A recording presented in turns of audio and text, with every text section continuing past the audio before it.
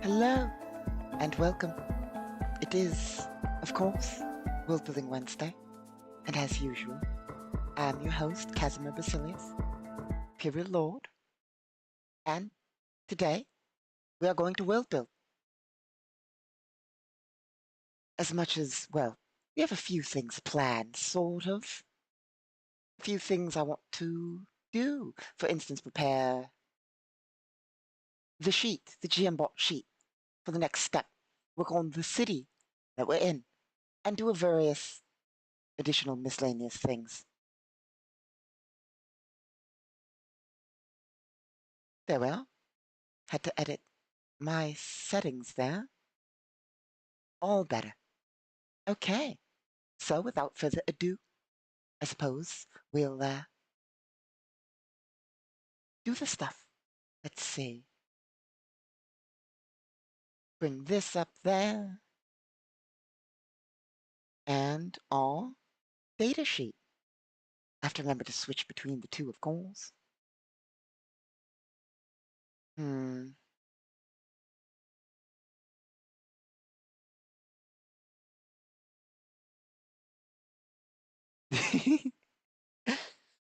I am the evil lord.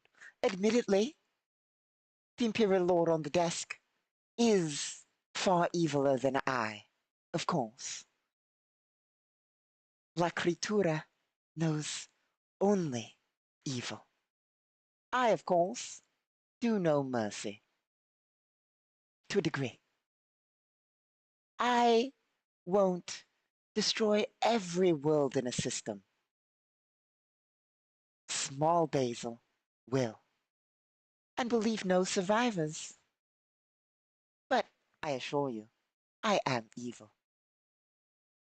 Well, you know, in a matter of perspective, if you were to ask anyone in the galaxy, I would be considered evil. If, of course, you were to ask me, I mean, you know, we do what we must for the Grand Empire. It's not evil per se. We bring about order and peace to the galaxy through force. Order and peace through order. Well, that was a repeat of order, but you know, sometimes you need to take over the galaxy to solve the solutions. No, oh, something's alarms on the ship. Be right back.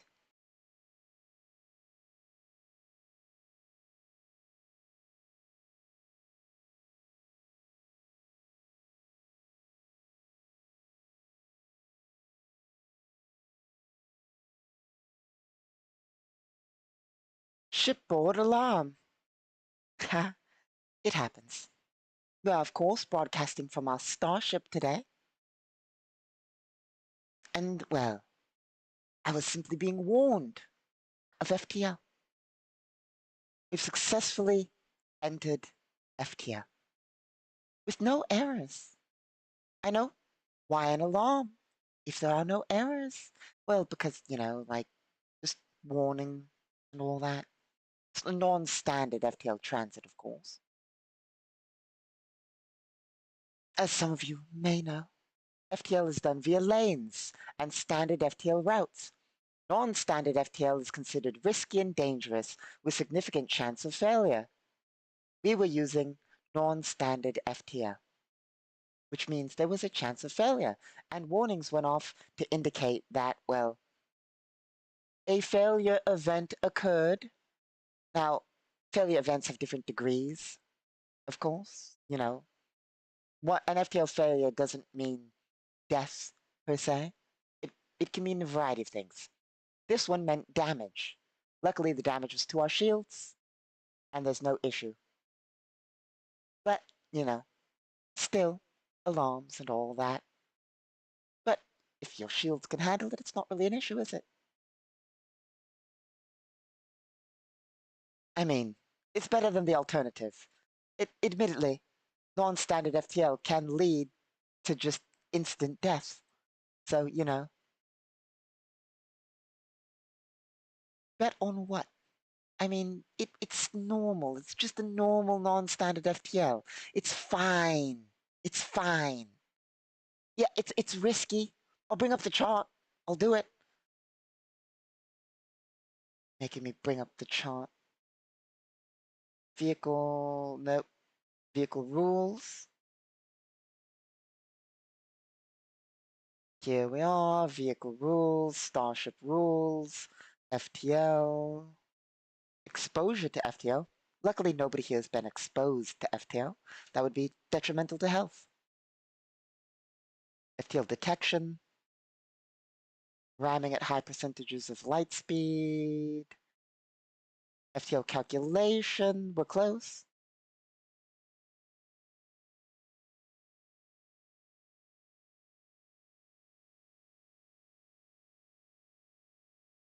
FTL failure. Nope, that's still calculation failure.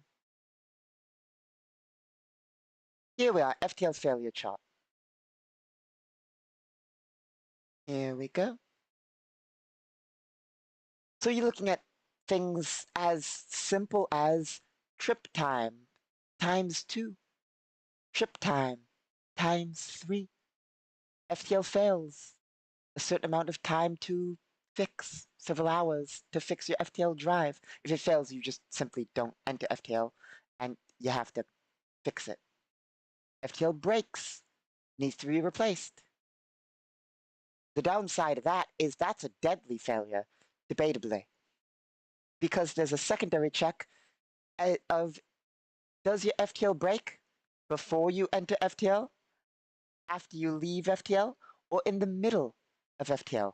And I quote, if your drive breaks mid-FTL, the ship either drops out of FTL a percentage distance from your location, or congratulations, you're stuck in FTL, probably drifting off lane. Or if your FTL jumps mid-jump, drop out of FTL halfway to your destination, arrive a certain number of light years, a significant certain number of light years in a random direction, or the worst, if your FTL breaks in jump space, lost to jump space. That basically means you die just instantly. So don't non-standard FTL using a jump drive. I mean, yeah, it's a small percentage chance, admittedly, but simply lost to jump space. Not ideal. Of course, there's arrive a certain amount of light years in a random direction, a certain amount of damage, as even more significant amount of damage, drop out of FTL in a system, near an orbital object, or the core object, make a check or crash. If core object, make a check or crash, or be stuck in a decaying orbit of that core object, which can be bad if that core object is a star. Because congrats, you're decaying orbit into a star, or decaying orbit into a black hole. Not ideal, as it usually causes severe continuous damage. If it's a star, because you're falling into a star. If it's a black hole, it'll also cause severe continuous damage because, well, gravitational stress. Also, there's a roll to determine which object you're falling out of orbit into. Could be moons. Doesn't need to be a main orbital object. Could be moons. Also, another random effect that could occur is 2 random starship parts or systems destroyed, and 2/10 of the HP of the ship just gone. Then, of course, loss to FTL, which has various effects that you could try and save. For instance, FTL shielding fails, expose everything on Starship, passengers, crew, cargo, items, etc., to FTL. And even if the entire crew dies, there's a 1 in 10 chance the ship arrives at the destination, despite everybody on board being dead. Alternately, arrive at a strange FTL layer, and likely that'll end the Eldritch. Not good. You know? So, generally, non-standard FTL, not ideal. Well, yeah, that's...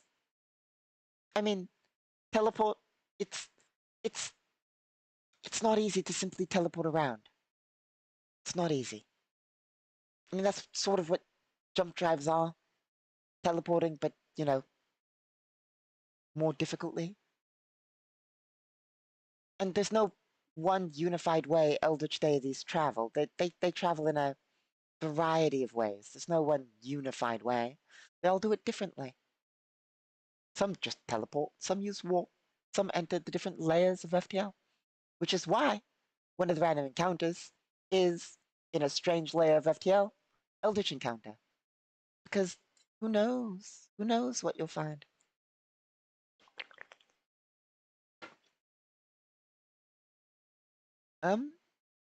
But in short, all the different drive types also have different chances of failure when doing non-standard.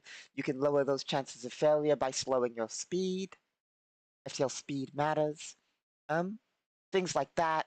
Weather, it's called weather, but you know, FTL weather can affect your chance of failure. No, no, not innately. It's not a it's not a transit to an alternate realm. Okay, is it possible to FTL failure into an alternate realm? Debatably, yes. Theoretically, you can FTL transit failure into an alternate realm, but the specific failure listed is a strange FTL layer. So unless the realm is in subspace, slipspace, hyperspace, one of those spaces, a layer, unless it's in a layer, it is not a standard, non-standard FTL failure. It would be a non-standard FTL failure to warp into a, I say warp, but FTL into a entirely different non-FTL layer. So yes and no. Innately no. Innately no. Possible, technically speaking, but that's far more chances of it.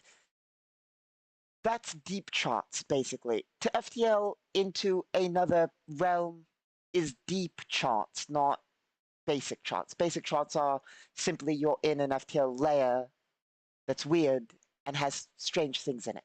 So there are differences. So technically yes, but also technically no. Like the chances of that are significantly low, lower than normal FTL failure or even strange FTL failure. Let's see here.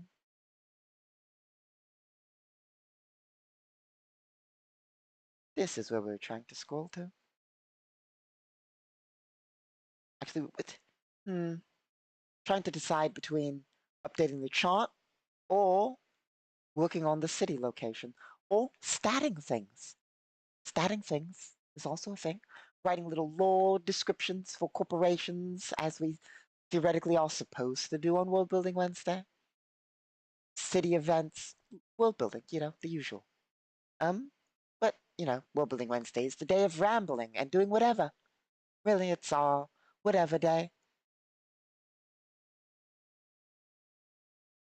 Hmm.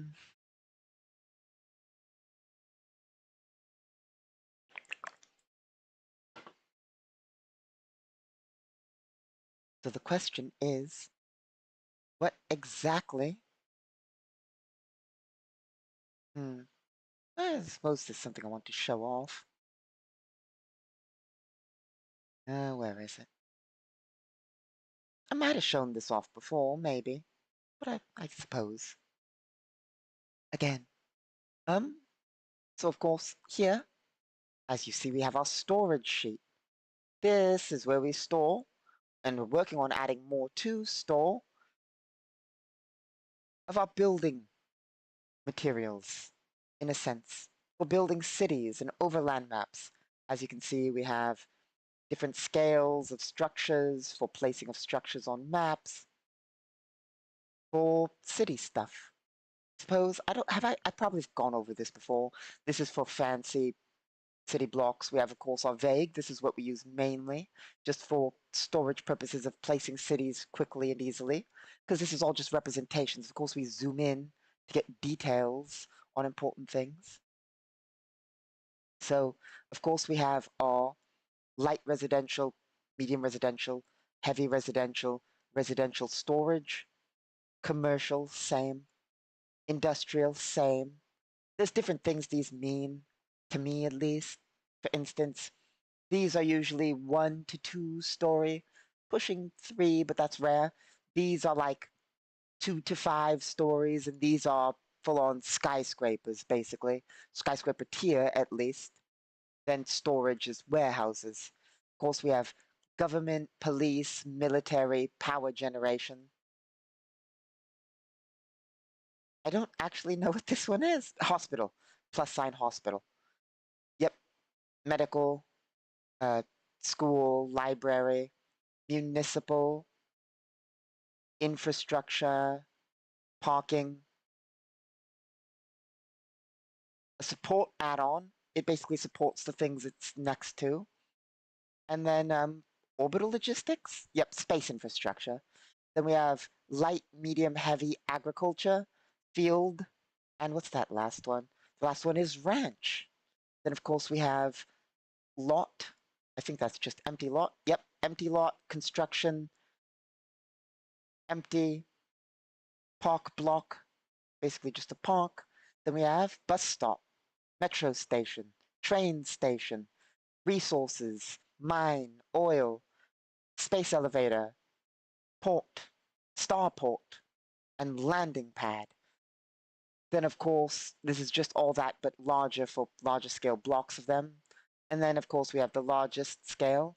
And then out here, we have the different proper scales on the small city map of the larger variants of these. Starports of the large variety, airports of the large variety, space elevators of the large variety, and ports of the large variety.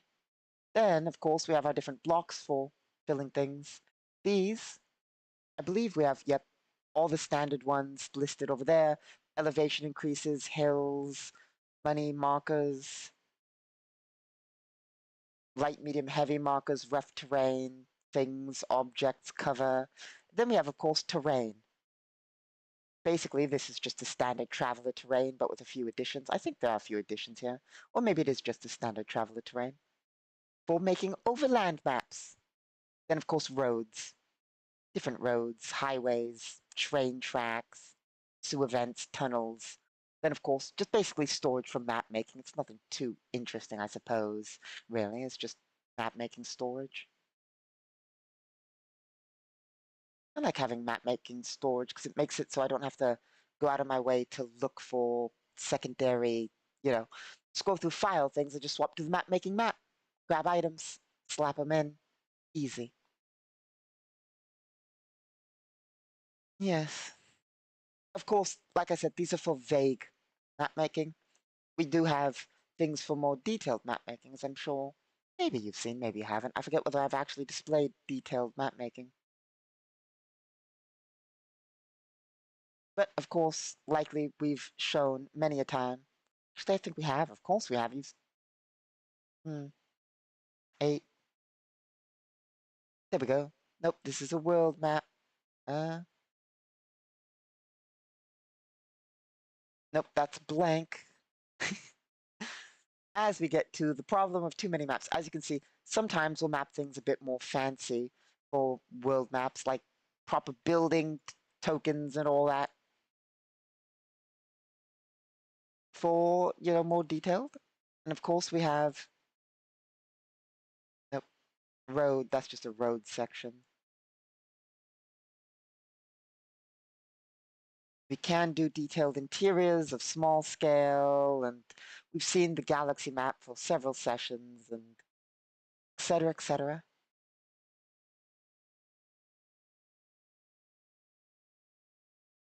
But basically, in short, map making. But that's not what we're here for. Not really, not currently. I mean, sort of. We do want to sort of work on some of that here today or something.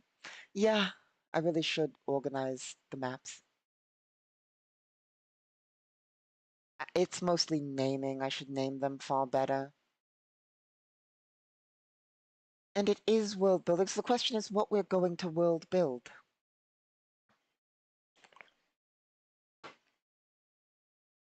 What are we going to world build? I mean, we can work on anything really. My only idea really is preparing the city that we've arrived at for the solo tabletop RPG. That's my only real plan-ish thing.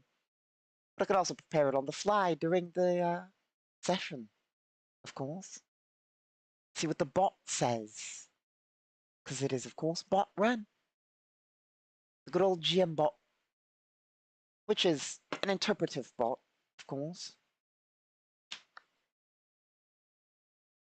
And it's fun not knowing what it will do.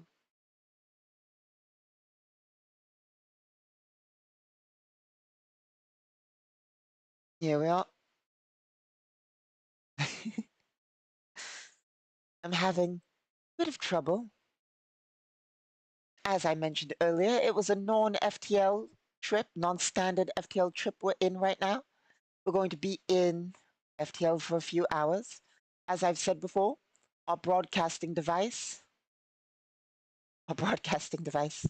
is it affects me as an Imperial Lord. This multidimensional broadcasting device we use to bring galactic broadcasts to you. It's it has effects. It has effects that affect my augments and capabilities. Added with non-standard FTL effects, which also stack with that, make life difficult.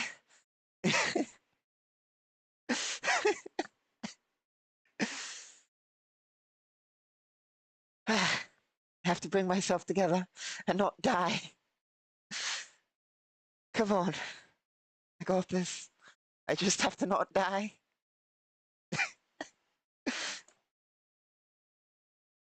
There. We're not dying yet. We're not dying.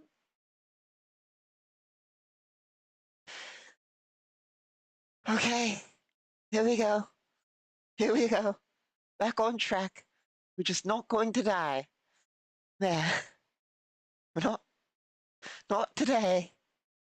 So, map making.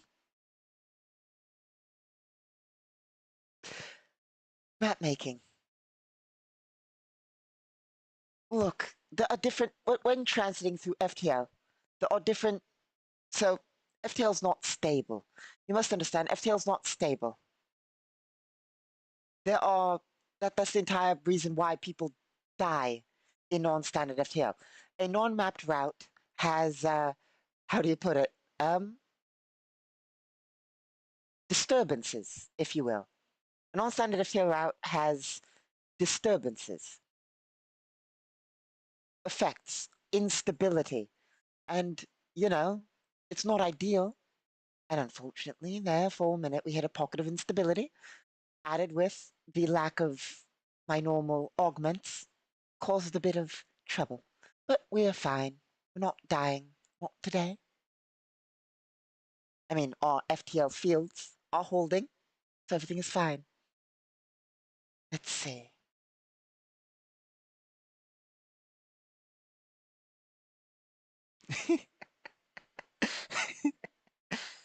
um,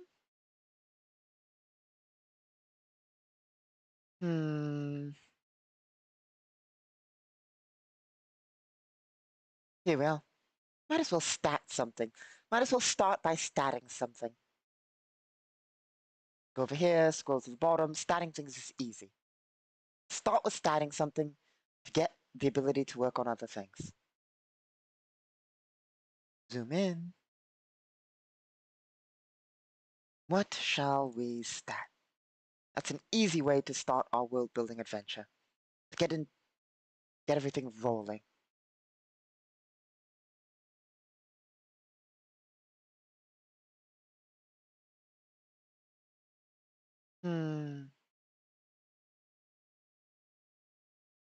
Open our stat catalog. Scroll up. Why don't we stat that weapon? Yes. That should be easy enough to do.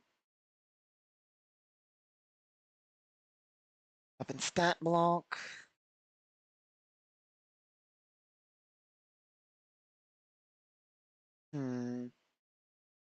Number designation. Not sure. Name and type. Here we go.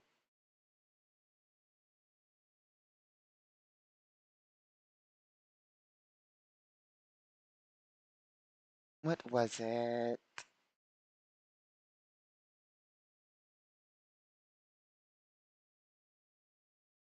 Magnellary? Yo, ask away. Magnetically.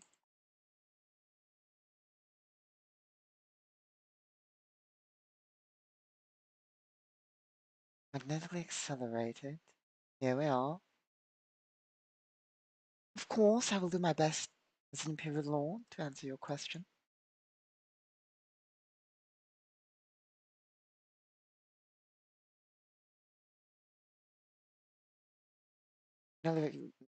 Words are hard. Magnetically accelerated spike launcher. Yes. The answer to that is yes. It does depend. So, yes.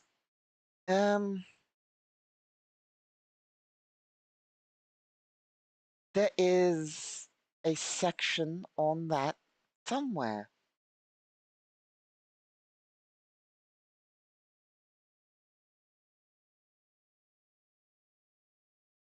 Here we go. Enter that. Scroll there. Zoom in.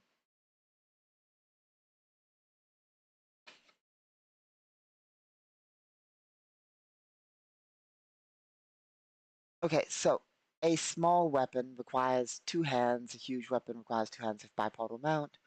Smaller, considered light, etc., etc. There we are. Wielding a weapon. Nope, that's wielding a normal weapon 2-handed. It's somewhere. Sorry, there's a lot of references to holding weapons and how to hold weapons. 1 and 2-handed weapons. A character of medium or larger scale may use 2-handed weapon in one hand, but suffers a -4 penalty with the attack. There's a way to suffer only a -2 penalty, depending on strength, but usually it has a minimum of a -2 penalty when attacking with that weapon.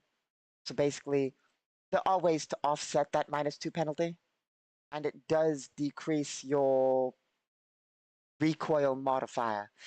But the reason that there's basically almost always a penalty is because you can, but you, like I said, it's at base a -4.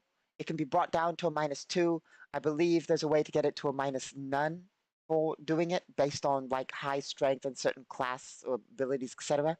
But basically, a weapon that's designed to be used 2-handed usually is designed so that second hand compensates against recoil, in a sense. For instance, if you have a really long rifle, just physics say very often that if you're holding an exceptionally long rifle with one hand and it's, let's say it's automatic and you pull the trigger, you don't have that second hand on the barrel to stop the recoil. So yeah, one hand on the, you know, the handle, the grip, the trigger is going to stop it to a degree, but the barrel's going to raise because you're not, etc., etc. So there's usually a penalty anyway. What? What do you mean? It's bake. It's basil. It's not lewd. What do you mean? No.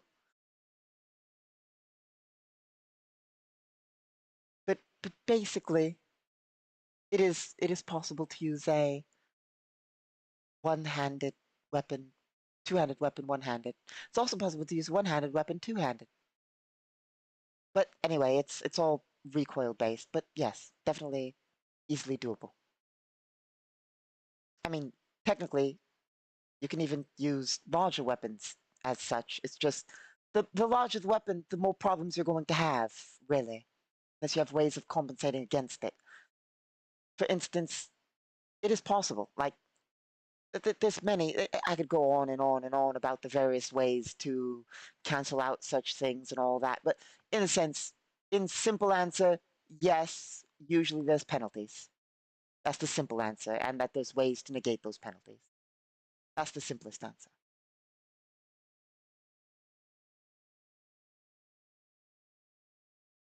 We don't know the number chart for this. We do know the damage. So how it's going to be a magnetic accelerated spike launcher. So we will say that it's probably going to do 2d12 on account of, well, magnetically accelerated. It's probably going to have a range of about 100 at base.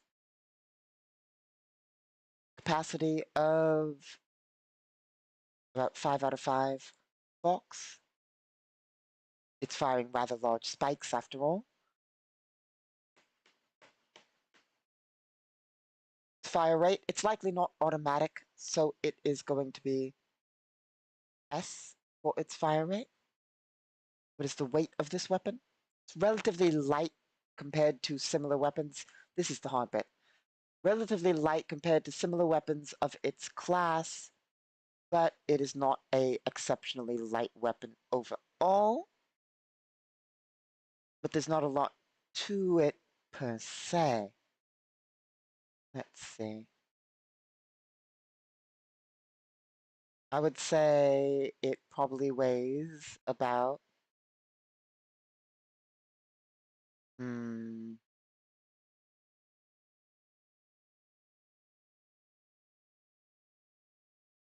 it does have a magnetic acceleration array. That's the thing. I mean, it's relatively advanced though. 15 pounds? About 15, 20 pounds. We'll say 15.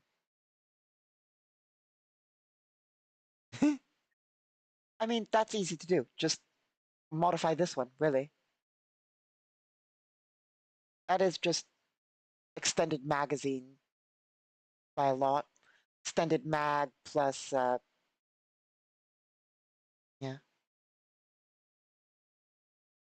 Size is small S/2H. Error 1. Crit 20. Damage type ballistic, of course. Cost not sure yet. Tags, health, complexity, other needs to be figured out. But that is the very, very basics. Now we write information, lore, if you will. Let's see.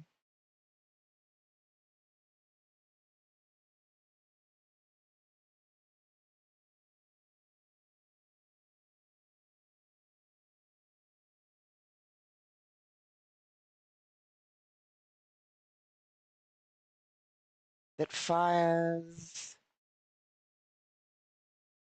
foot long.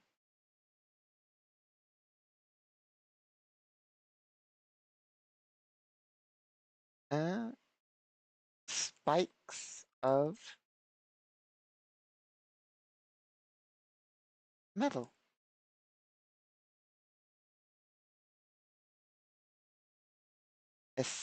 Well, magnetically accelerated implies how it's accelerated already.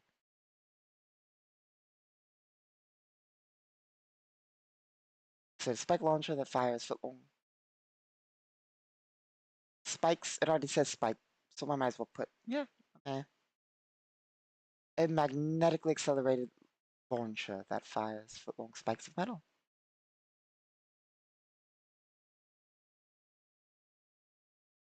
Various variants of this weapon, in quotation marks, exist. Various variants of this weapon exist. However, it was likely originally designed as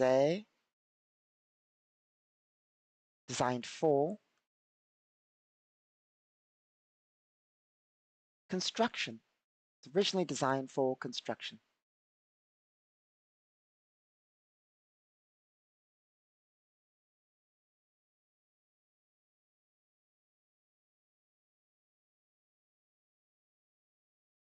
However, the base concept was originally designed for construction. There we are.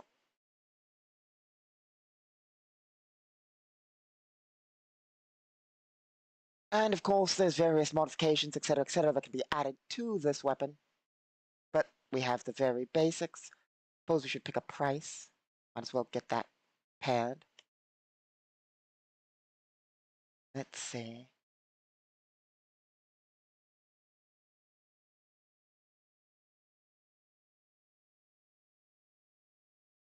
At base probably costs about 5,000 CR. No, it's not a normal weapon. It costs about 10,000 CR. 5,000 CR. Not exceptionally more expensive. It is something that's around. Just because it's not standard doesn't mean you don't have access. Not sure what tags to add. Health, I don't need to do necessarily right this moment. Yeah. Let's see. Okay. I will be right back. I have a quick briefing to attend. I say quick, I mean exceptionally quick. I'm being told that there is a quick thing I need to handle in regards to the FTL disturbance we hit. Be right back. Less than a minute. I will leave you for that minute with evil, Basil. Do not listen to the evil things she says.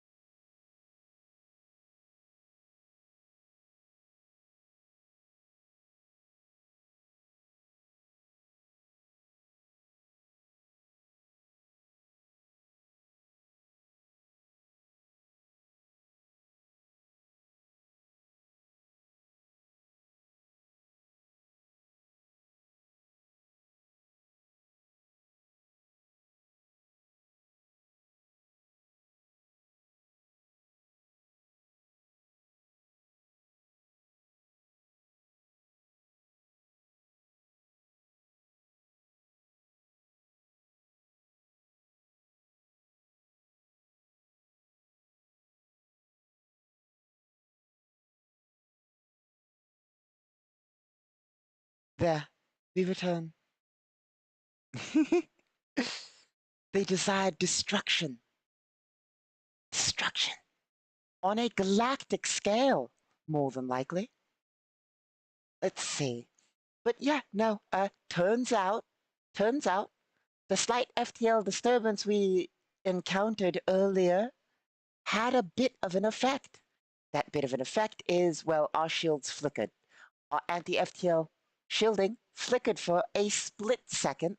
Not enough to do any real damage to anybody. Not enough to do any real damage, but enough to, well, have effect on the crew. Not ideal.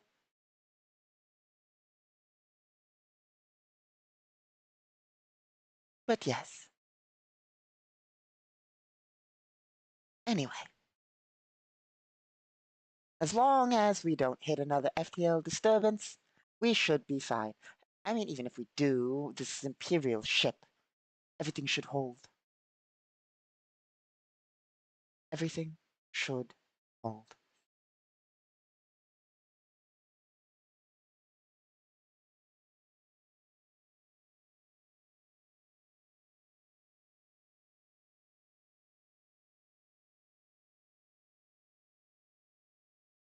Hmm.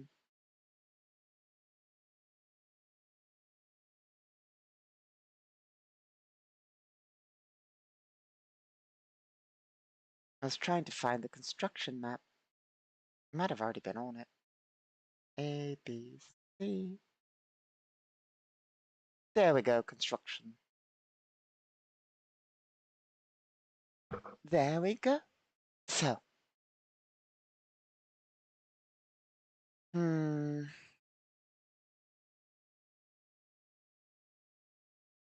What to work on? What to work on? Oh, yes. A little bit of city stuff. Let's see.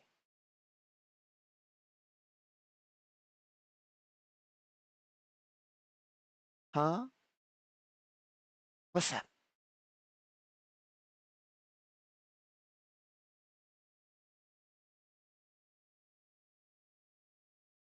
Huh.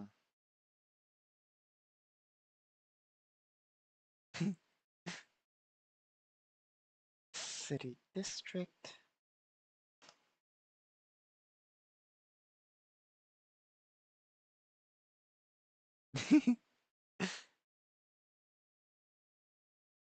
Slowly but surely, we will build. I mean, if I can't figure out something to stack, I will start rambling. That's the downside and the upside. Uh, the rambling.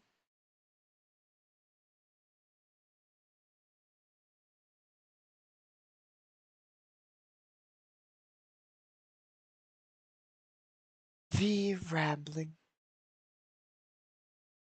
But yeah, basically, the hard bit of figuring out what to do with the city is, well, I kind of want to, kind of should, debating mapping the city. So, of course, as mentioned, map only is really necessary, work only is really necessary, etc., to make worlds when world building. I mean, we already have all the groundwork, all the framework, etc. So it is important to do, but I mean, it's always difficult to do. When using the bot could say anything, basically. It can be interpreted as anything. We, of course, can influence significantly, but like, let's figure this out. What's our plan with Juliana Aldis? I think Juliana Aldis is going to stay in this city for a while. Maybe not. Basically, what do we need? What do we need? Let's go over to Juliana Aldis's sheet. Here we are.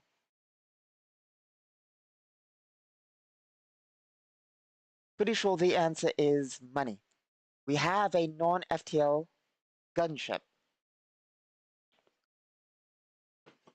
But what we need is money to operate that, well, to turn it into a, what's the word I'm looking for? FTL to get an FTL capable gunship slash dropship, we're going to need more money. We could sell this one, but if we sell it, we're selling it used. Meaning we're going to take a hit in the value. We have about $291,000. So we could sell this for like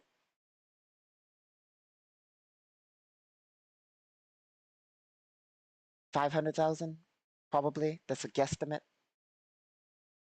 Brings us about 800, which could get us a non-FTL variant.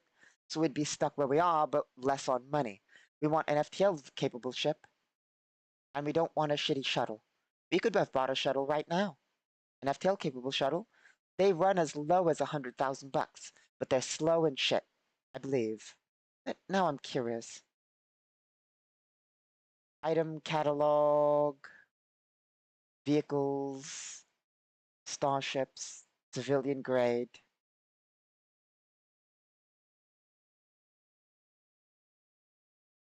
Civilian grade starship.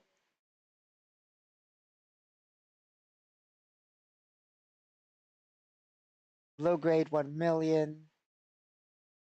Looking for a bit more cheap. Long distance civilian shuttle. 700,000 bucks used, 1 million new. Short distance civilian personal shuttle. 455,000 used, 650,000 new.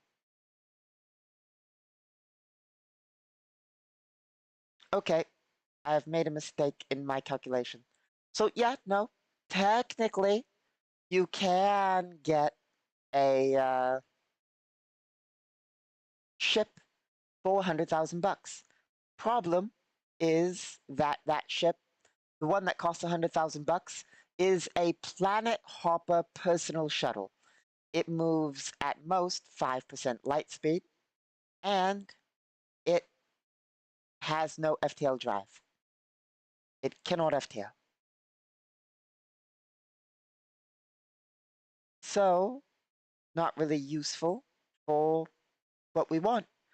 The cheapest we could get is 455,000 credits. And that has it's the short distance civilian personnel shuttle. It has a FTL drive of times 6, meaning every light year is 6 hours. Not ideal.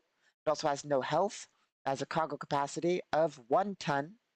Like, this thing isn't good. It isn't good. It's for, I mean, it's a civilian personal shuttle. It's supposed to not necessarily be the best. I say it's not supposed to be the best. It's designed to be cheap and affordable for the civilian market. There are, of course, better civilian ships, but we're looking at, like, the cheapest. If we sold our ship, we could buy it. Problem being is the one that's worth 100,000 is worse than our current gunship. Our gunship is space capable, it's just not FTL drive capable. So it's better than the 100,000 bucks one, but it's not as good as the 400,000 buck one. Well, it's better in everything but the FTL, you know? So, eh. Point being, we're going to need to take contracts for money.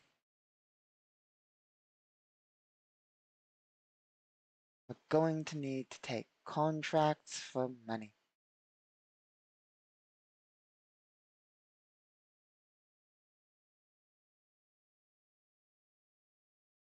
So we're probably going to be in the city for a while. Probably going to be doing semi-legal contracts. Unless we want to re-sign on with the military, which not feeling it. They don't pay exceptionally well. So, yeah.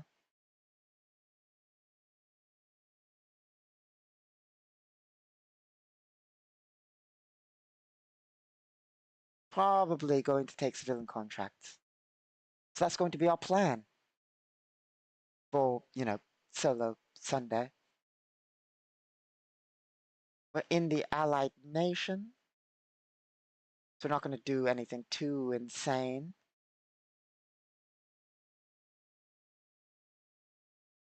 Ooh, I know a contract we could do. We could go on a hunt for infiltrators at the border. But that one is more military based of a contract, but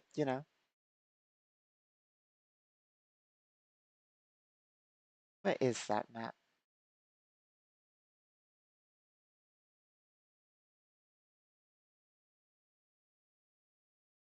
Nope.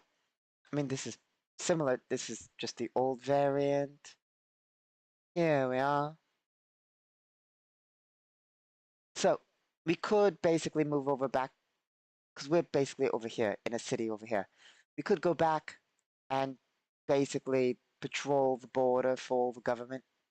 Ooh, we could go over here and take contract in the this city for the most part. Half military, half free. That seems like a plan. Hmm. Or we could do contract here. Those are, I mean, those are three options. We have more than those three. But I'm thinking one of those three is what we're going to do next session. As opposed to, retiring from the mercenary life, using our like 300,000 bucks to buy a small, very small fishing boat, and then just living on the rivers and lakes, spending the rest of our mercenary career, well, giving up on our mercenary career and our quest for revenge against our local government to spend the rest of our time fishing and using our crisp Galactic Requiem crisp task resolution system to have fun fishing.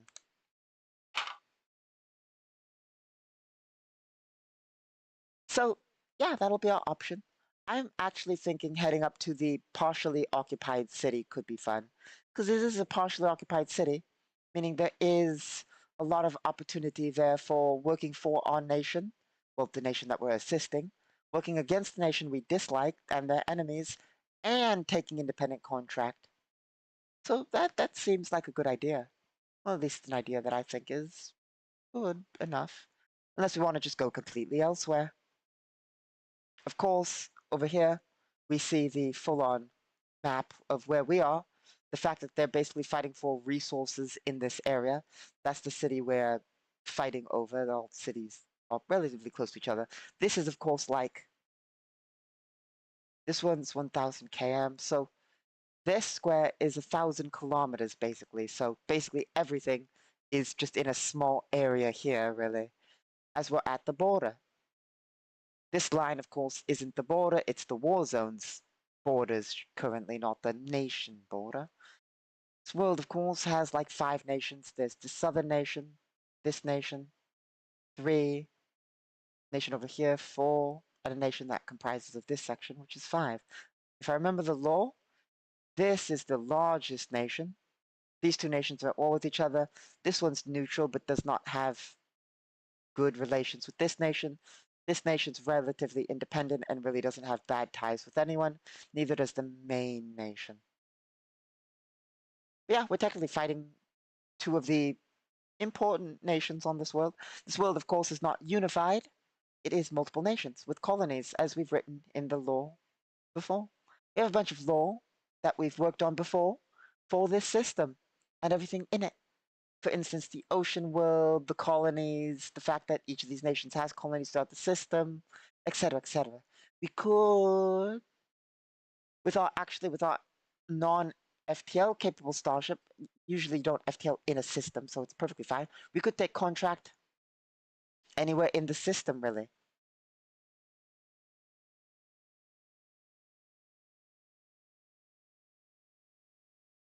Which is tempting to me, really. Testing out, I say testing out, but when I say testing out, I mean more genuinely here. Showing off zero G. I want to show off zero G. I think that'd be fun. Showing off space and zero G and that kind of thing.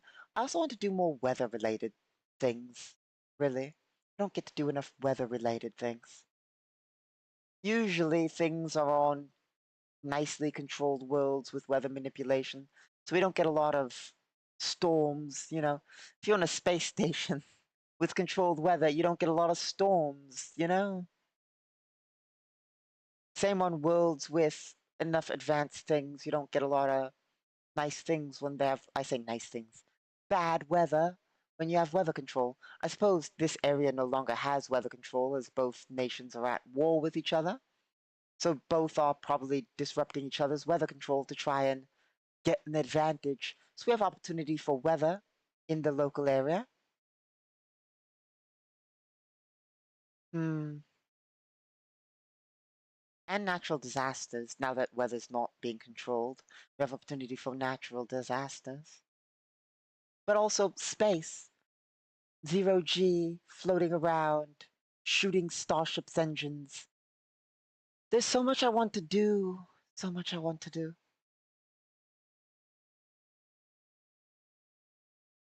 Hmm. I love the weather systems and event systems.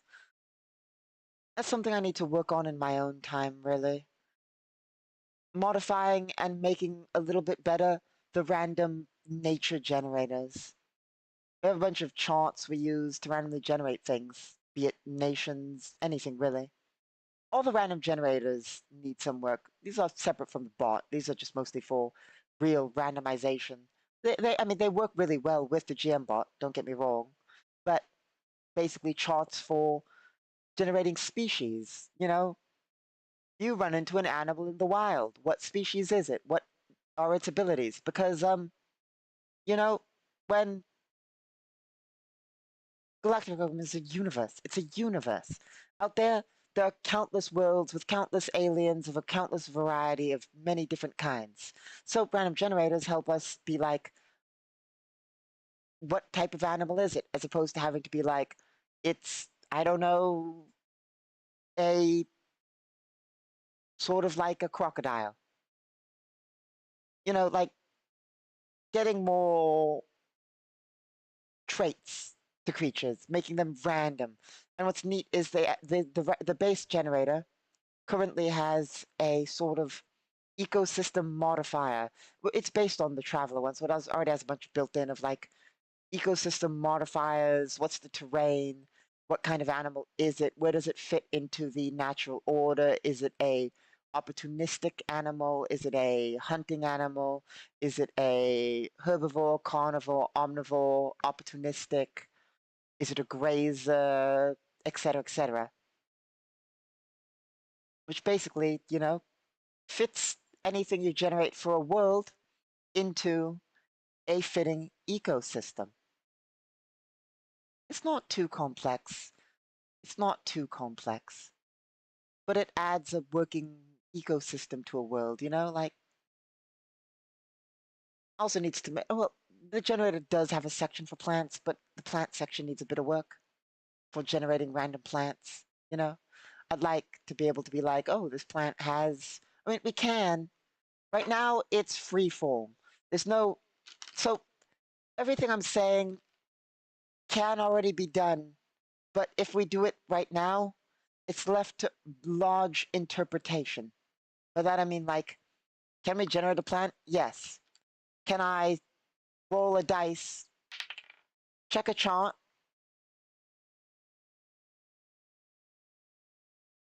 which takes a minute, of course,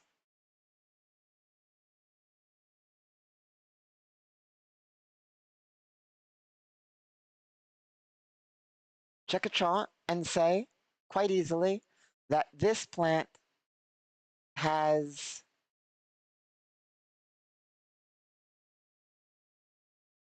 notional, here we are,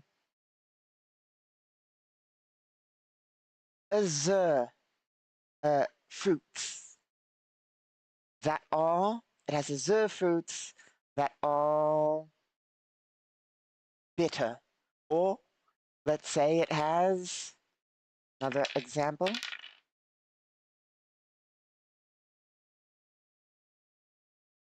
ruby leaves that are highly toxic. It has highly toxic ruby leaves. Then we can add things ourselves and be like, but when cooked, heated in a tea, they lose their toxic nature and et cetera, et cetera. So like we can roll on things like that and so forth, but there's no system to do it. You know, things of that variety, there's no system for. There's charts we can roll on to do it, but it's very, I say vague. It's not like that's a bad thing. I just, I'm obsessed with accurate charts that are far too complex, which is weird when when I, as has been pointed out to me, when I point out to players that the system of Traveler genuinely has like color designation for and scores for the cones in eyes to determine color range, technically speaking.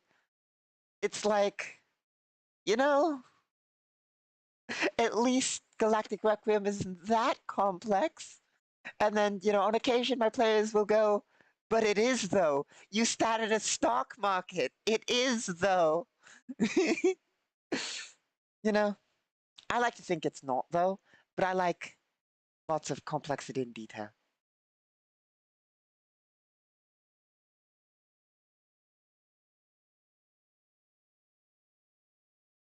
And yeah, if you think I'm kidding with travel, I'm not. Vision. V equals vision. Vision has a constant and then a band 1, which is R, a band 2, which is G, and a band 3, which is B. Constant plus benchmark plus mod to get vision. Modified by range. And the book is like, understanding vision. What is vision? Vision detects energy and feeds it to a nerve system. Okay, I was here for rolling on to see whether I see something. I didn't expect that we were going to be thrown into a lesson on how the concept of vision works.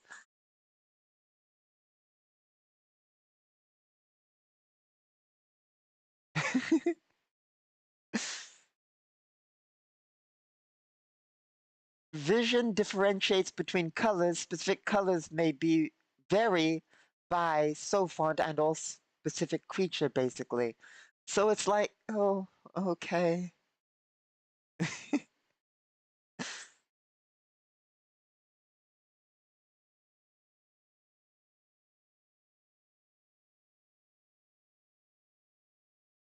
And then, of course, it gets worse. I say worse, but more complex. Hearing. Sensitivity for hearing, which is H, of course. Then there's the constant. Then there's frequency, span, voice, and range. You know? Why? Why? Understanding hearing takes vibration in the air and feeds it to a nerve system that processes information. Oh, okay.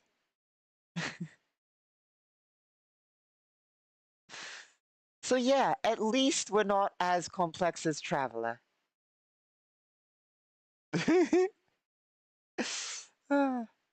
Yeah, but but it's it's yeah, it's different though. I swear it's different. In Galactic Requiem, stock market's there as a support. Like it's so all the animal generation. It's there for generating a universe. We've dumbed down senses. You know, you don't need to. You just roll a d20, add modifiers. You don't need to know vision, range, and band for species to determine whether you see something. You add distance modifier, species modifier, bam. And I suppose a tag. We do have a tag system in which, you know, this species may not see this color, tags. It's far simpler than actively having to get into the red, green, blue spectrum of whether you can see something or how many hertz and frequency you can hear. I do admit there are sections of Galactic Requiem that are a bit complex.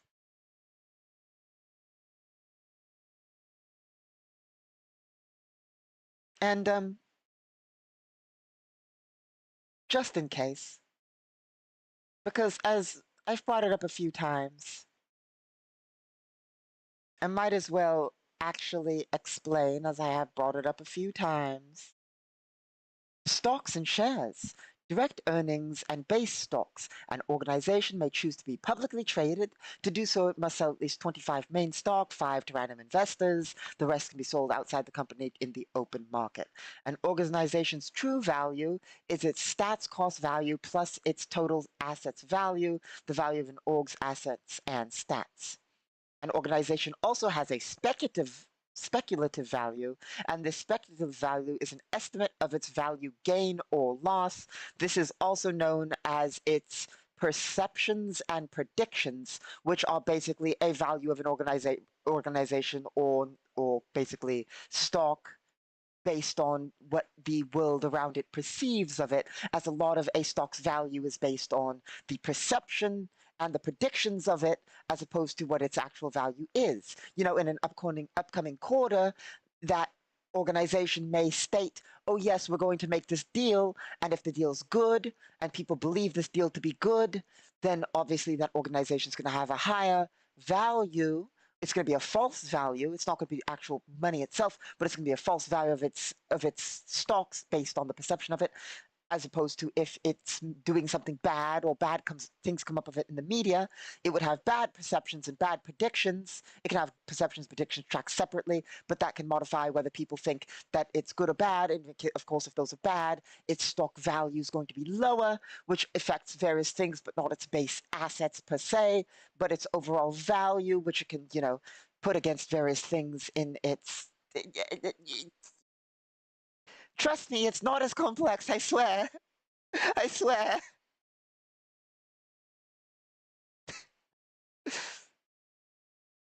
Once more, why does Galactic Requiem have stocks?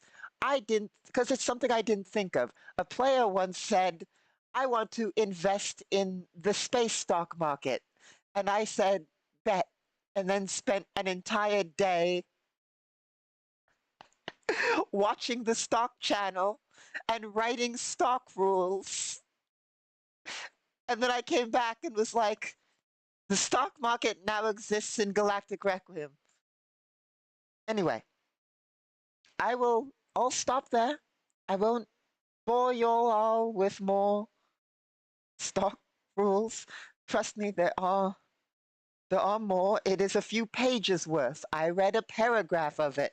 It's a few pages worth of information about how individuals, organizations, and nations can deal with stock, market perceptions, and the variety of options they have, like organization stock value specifically, the amount of stocks, how it's traded, the different varieties, how individuals can earn money on it, how organizations can earn money.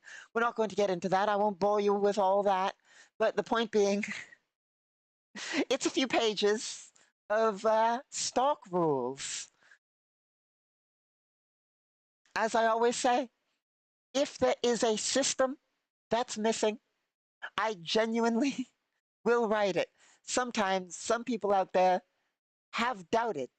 They have doubted that I have rules for everything. Some people doubt that I have rules for everything. They're wrong. And if I'm missing a rule set, give me a day to a week. Let me know what that rule set is. And give me a day to a week. It will exist.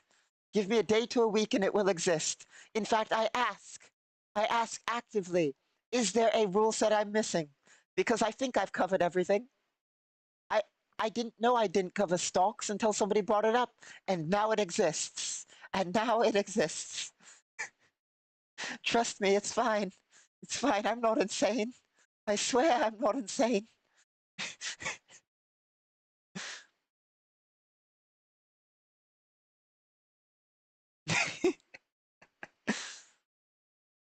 But yes, if there's something that can't be done, I'll stat it.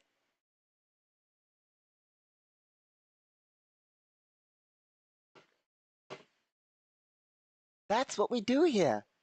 We simulate a living universe, as I like to say.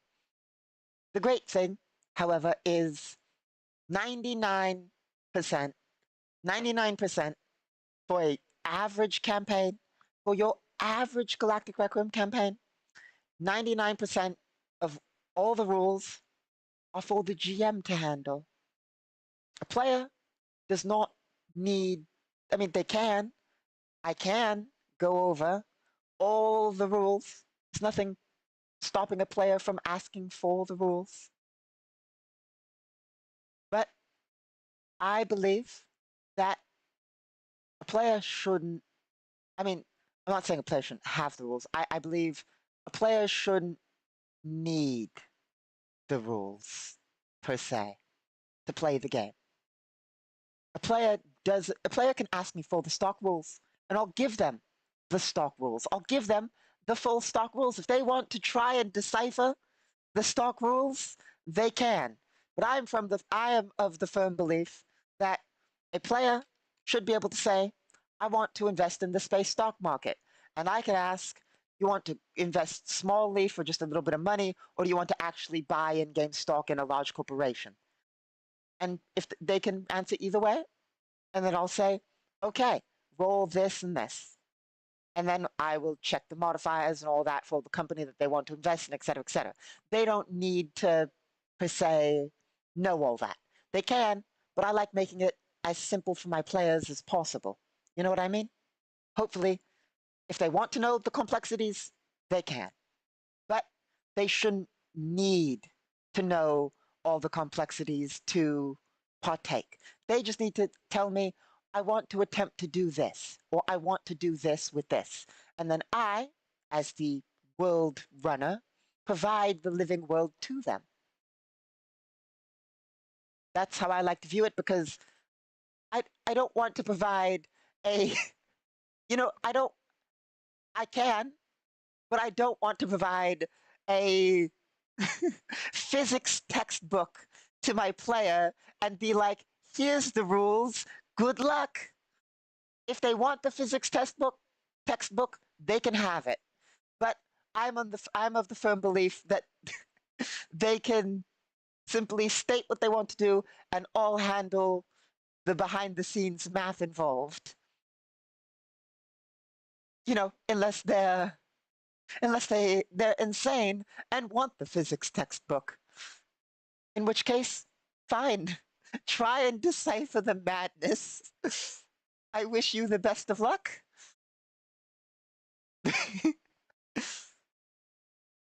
But that's my view on it.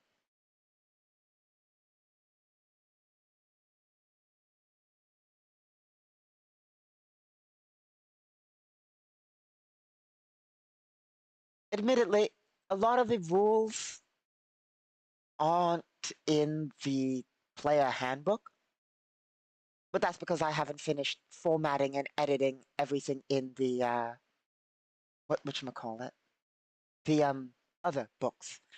I get nervous about releasing unfinished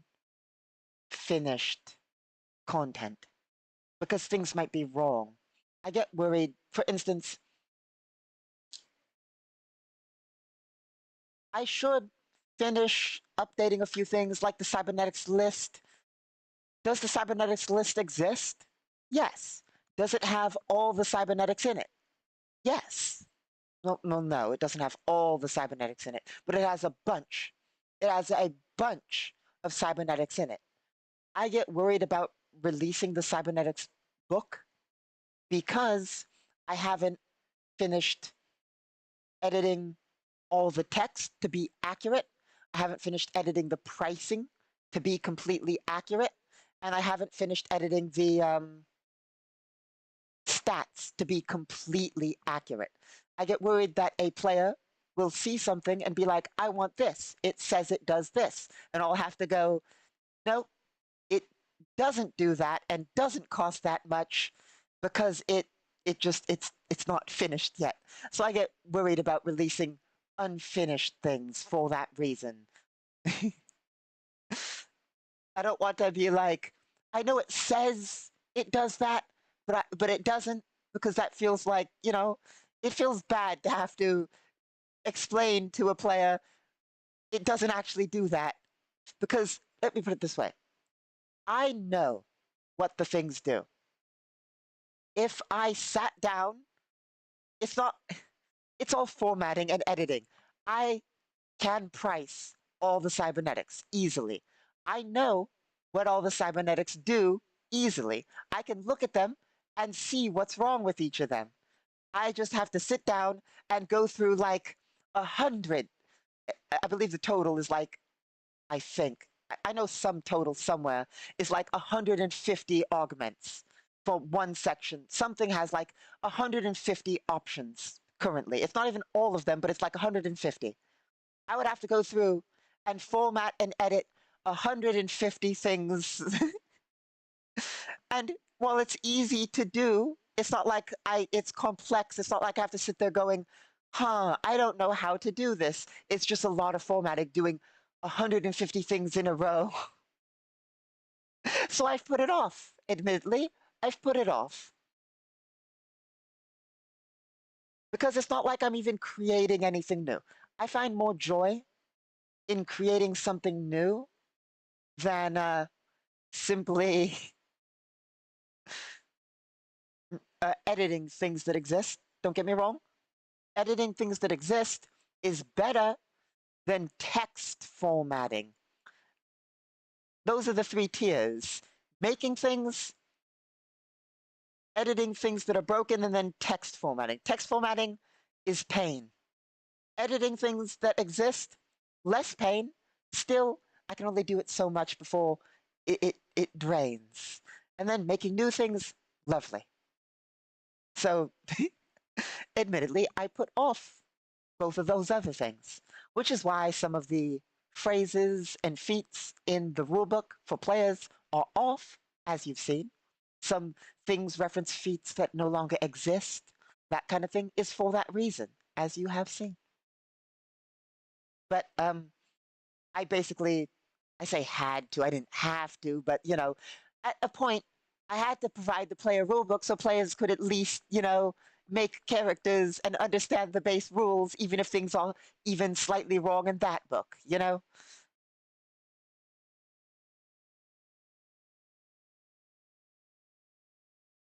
But yes, that's the reason why a lot of the books aren't available to players, is genuinely just because things are wrong in some of them, and I get worried about having to be like, oh yeah, no, it does not work that way.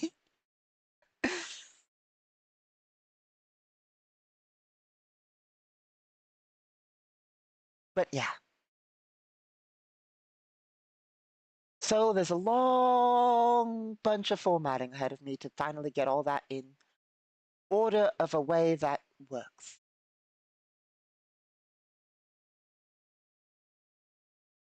Anyway,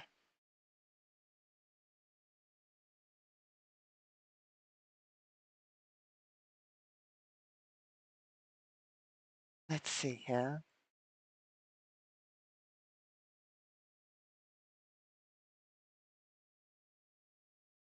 But slowly but surely, the project continues. Hmm.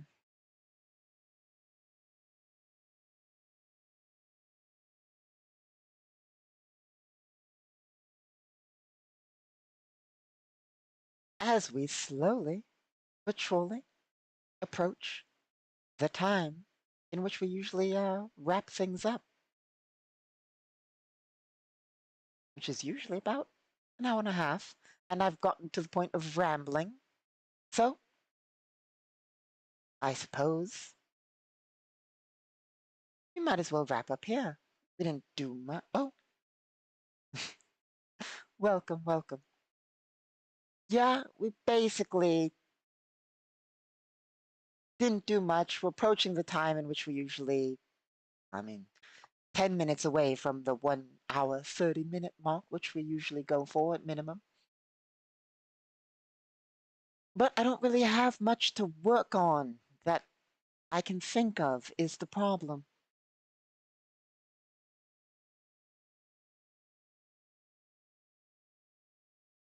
After all, like I said, gotten to the point of rambling.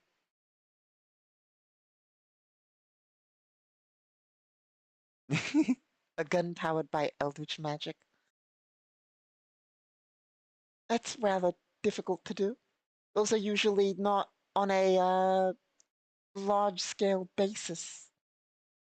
Usually most things we stat are on a larger scale basis. Those are more individual, if you will. Custom cases, so to speak. Because no two eldritch things are really the same. Those are far more custom cases. Generally, most eldritch entities don't work together in a sense of running a company, nor use standardized things in any way, shape, or form.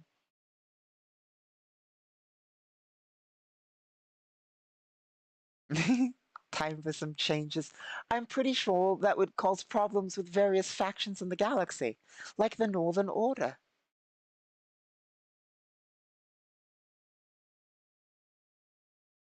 They're not big fans of the Eldritch, for the most part.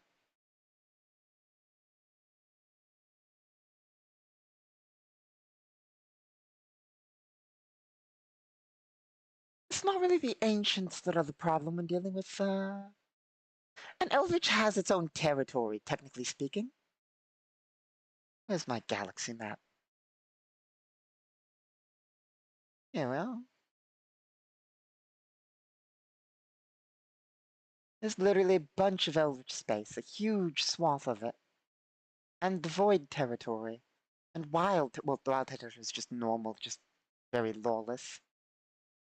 But anomalous space, Void territory, Eldritch space, and demonic territory, and corrupt space.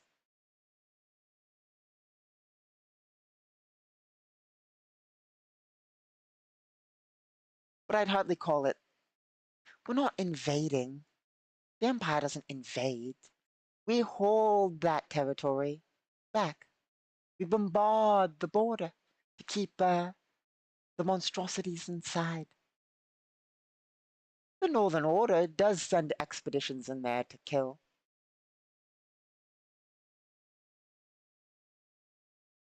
The land shall never be given back. Never.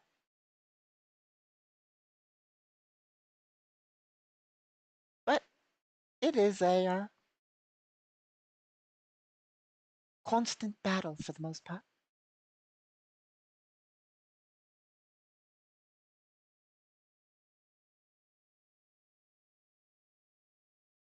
Hmm.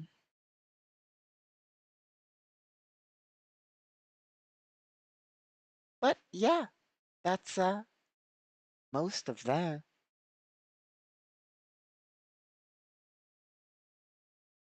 Hmm.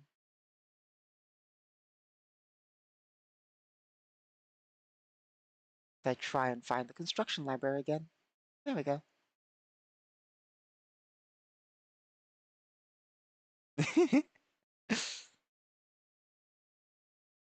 I mean, Eldritch Corrupt Space is sort of infecting the rest of, I say space, but like, we're talking shambling Eldritch monstrosities more so. But yeah, no, basically, for the most part, Eldritch territory is disorganized. Yeah, I mean, that's why void space is around and anomalous space because a lot of disturbances in space-time affect that area due to past events, for the most part. Past events. I mean, if you want to be technical, the access to reality of eldritch monstrosities and demons and all that stuff is due to the Empire and the Ancients. Demons were around beforehand, as were eldritch. They were both around beforehand, but the access to real space was limited quite a bit. The fact that the Empire and the Ancients, the war ever so long ago, the Imperial Ancient War, weapons that were used caused disturbances that basically tore up space-time, that made it very easy for such entities to pull through in that territory. Admittedly, it did make it harder for such entities to tear through elsewhere. It was easier in the past for them to tear through elsewhere, but it's the same reason there's very little magic in the South, basically. But yes.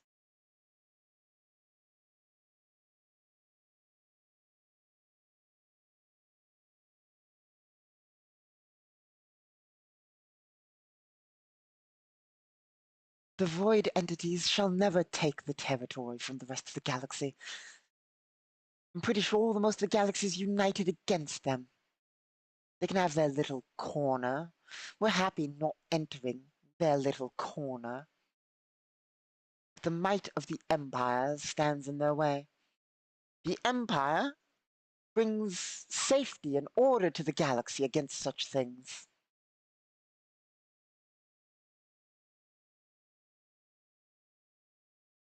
But yes, the Empire. The Empire. Yes, the Grand Empire, of which I serve loyally.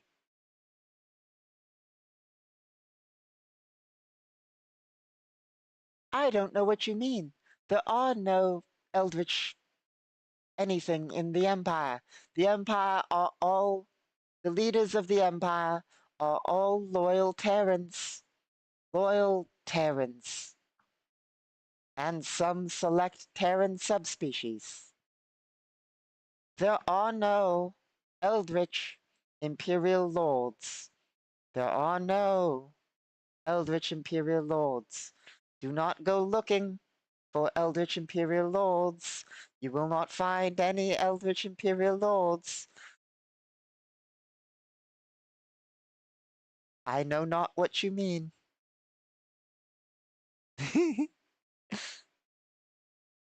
Isn't that right?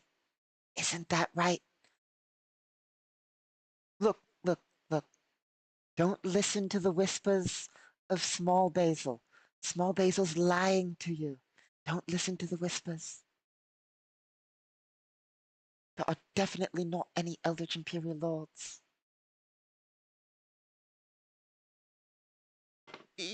Just chalk it up to eccentric. They are eccentric Imperial Lords. They're just eccentric. Not Eldritch. They're just weird.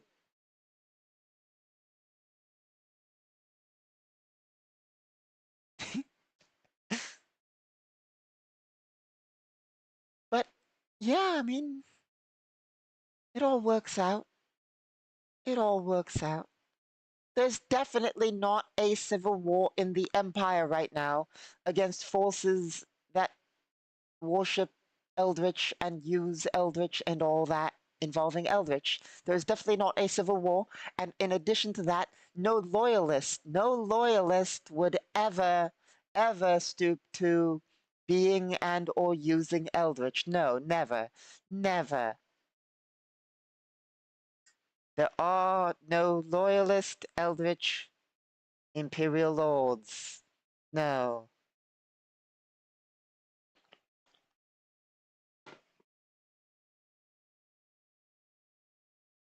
Yes. But that's just how it goes. Anyway, I suppose basil, not bacon. Basil. And not even like the spice or plant. It's short for Basilius.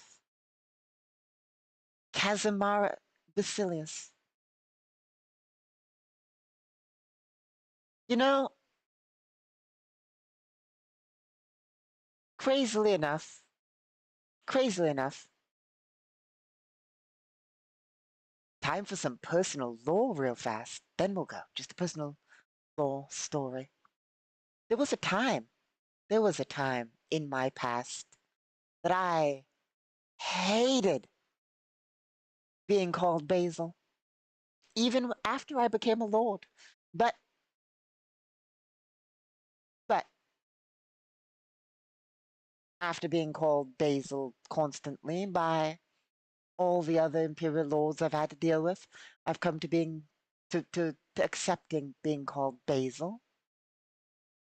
But yes, no, that's why I am Lord Basil, not the plant.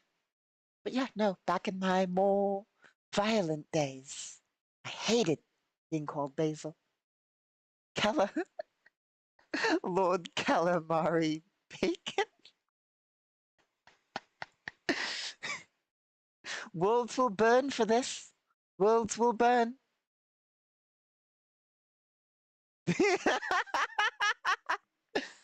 Casimira Basilius. No. But yeah, back in my conscript days, I used to go by Kasia. Well, to those who were associates in my team, my glorious team. Oh, did you know?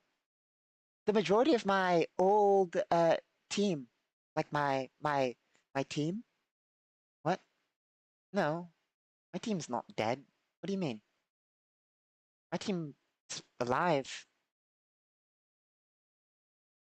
My team has been promoted to positions of power in my territory. In fact, two of my team were given titles of Esquire and given worlds to rule, two of my most loyal and trusted comrades.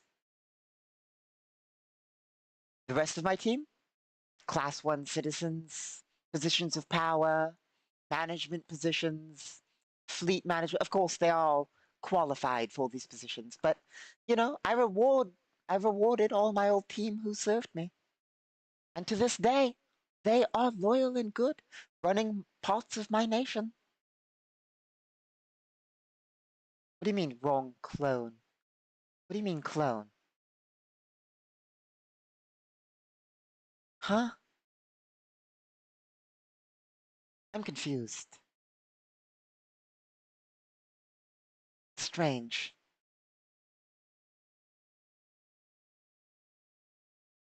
Well, as is known, the galactic community does say strange things at times.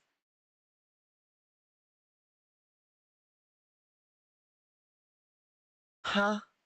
I don't understand. I think Basil is great. Look, you can't be an Imperial Lord without being a bit.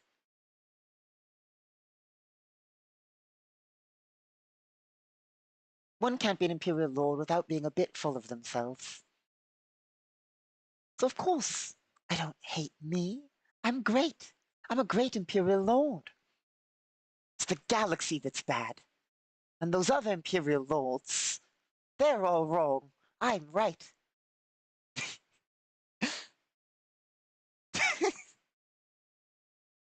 I will bombard whatever world you are on. It will be bombarded to no end. I ain't even reading that out. You will be bombarded. And yes, the Grand Empire is the best at being full of themselves.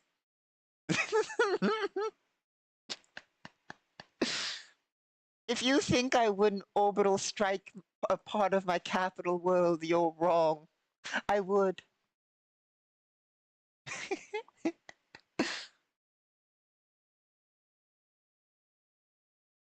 I didn't.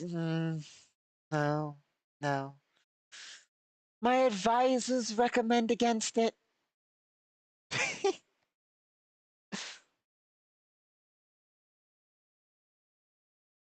Yeah.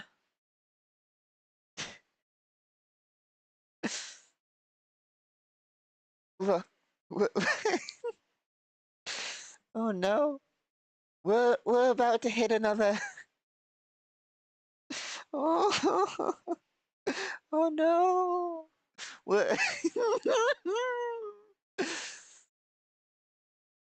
I'm about to hit another disturbance in FTL. Our shields are going to flicker. We're receiving warnings.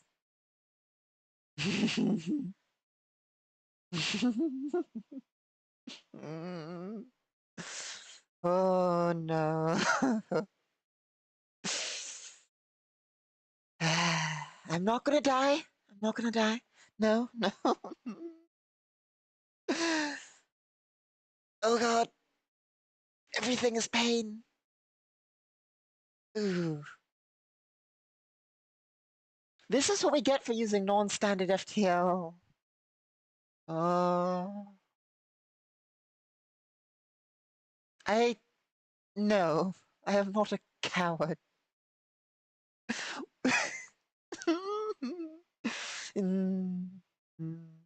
if if I wasn't being actively trying to be murdered by FTL as we speak. Oh, oh, oh. Look, if if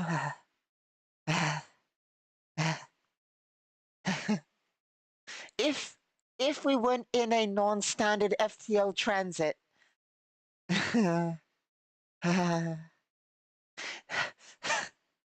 if if we weren't in a non-standard FTL transit with our fucking with our shields flickering, I would be complaining at you. Shit. Fuck. Look. Look. The oh god.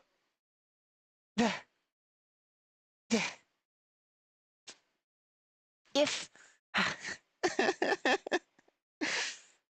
so, as mentioned, the the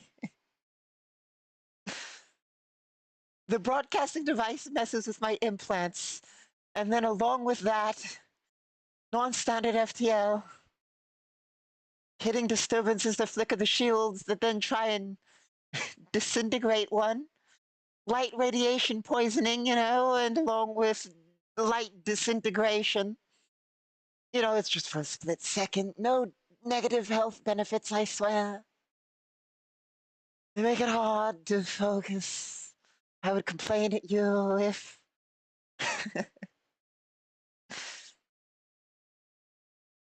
Oh god.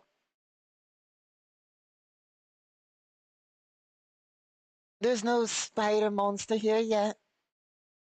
No, no, no. It's just the standard now, non-standard FTL transit.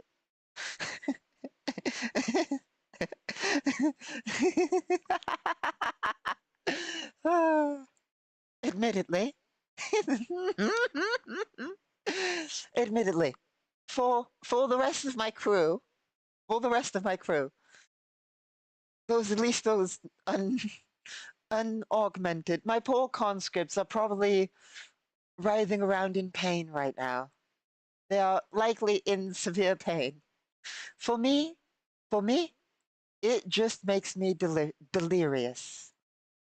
Luckily, despite the augments I have being messed with by the dimensional broadcasting device, which is why I'm not which is why I'm even delirious. Normally, I can resist such effects.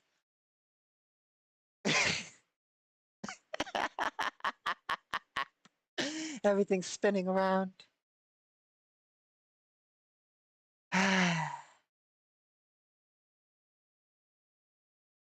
Anyway.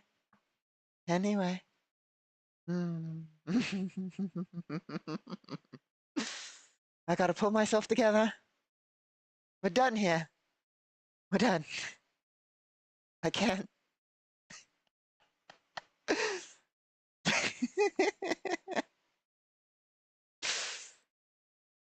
We're dying actively. Anyway.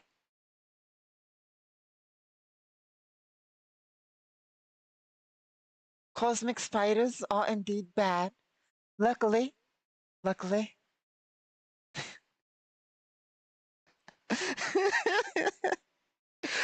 Look. Pull myself together. Pull myself together. I can do this. I can do this. Anyway. I've been your host, Casimir Basilius, Imperial Lord, and host of these broadcasts. Brain focus, I swear. Shit, come on. I can do this. I just... Okay, we fucking got this. We got this. As always, I've been your host, Casimir Basilius, Imperial Lord. This has been our broadcast brought to you from the Empire, my personal territories. Next time is probably Worldbuilding Wednesday. We will try our damnedest to get the news back going. I'm not sure what our plans are, other than Worldbuilding Wednesday and news. We'll find out as we go. Thank you all for stopping by. And as always, I hope that you, yes, you, all of you, have a wonderful day. Even those of you...